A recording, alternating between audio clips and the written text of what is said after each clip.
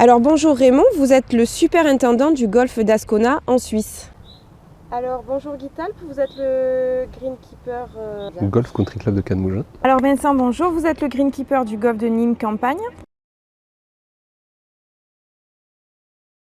Le gros avantage de la vraie d'eau, c'est vraiment ces deux disques où la graine tombe au milieu et qui enterre, et la graine est enterrée. Et c'est vrai qu'en plus, elle tient beaucoup plus l'humidité. Résultat des courses, on a une levée beaucoup plus importante.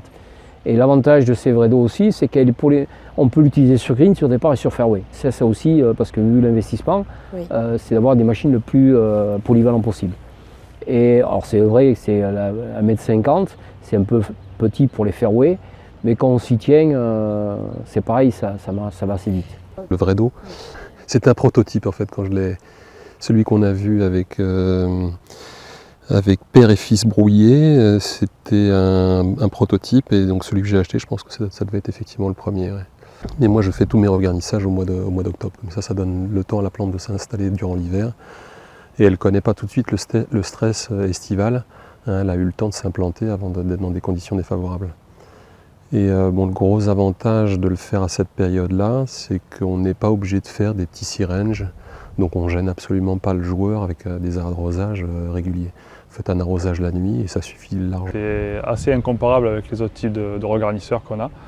On ne peut pas vraiment estimer le pourcentage de germination, mais c'est quelque chose que j'ai rarement vu au niveau efficacité. En termes d'efficacité. Ouais. Du coup, vu que l'ensemble des graines placées, on a un taux de germination qui est quand même très élevé, effectivement les quantités diminuent. Oui, quoi. oui. On sait que la graine qu'on positionne, on sait qu'elle est à 95%, elle va sortir. Oui. Voilà. On n'a pas le risque de... on rate un arrosage par exemple sur des petits trous, la graine est en train de germer, s'il y a un coup de chaud, boum, c'est fini. Alors que là, elle est positionnée dans la partie feutrage du gazon, la première surface, elle est vraiment positionnée dans le premier centimètre, et du coup elle est toujours humide. Du moins, si l'arrosage de la nuit a fonctionné, sauf en plein été, mais sinon c'est une partie qui tient quand même beaucoup plus l'humidité. On n'est pas obligé de courir en permanence à faire des bassinages, des choses comme ça. Et l'avantage aussi, c'est que quand on fait les premières tontes, la graine est déjà tenue dans le gazon, dans cette couche de feutrage, elle tient beaucoup mieux, elle ne s'arrache pas. Sur des jeunes gazons, souvent, quand elles sont juste posées en surface, le fait de passer la tondeuse, on la déchire, je dirais, on la tire, et c'est là où elle meurt. Alors que là, elle est vraiment attachée, elle est beaucoup plus protégée, même sur les premières tontes. On met vraiment la graine à un endroit où elle est vraiment bien protégée, et où il y a toujours malgré tout un petit peu d'humidité. Donc le vrai d'eau, c'est vrai qu'on a un taux de germination qui est très élevé. Ça va très vite à faire.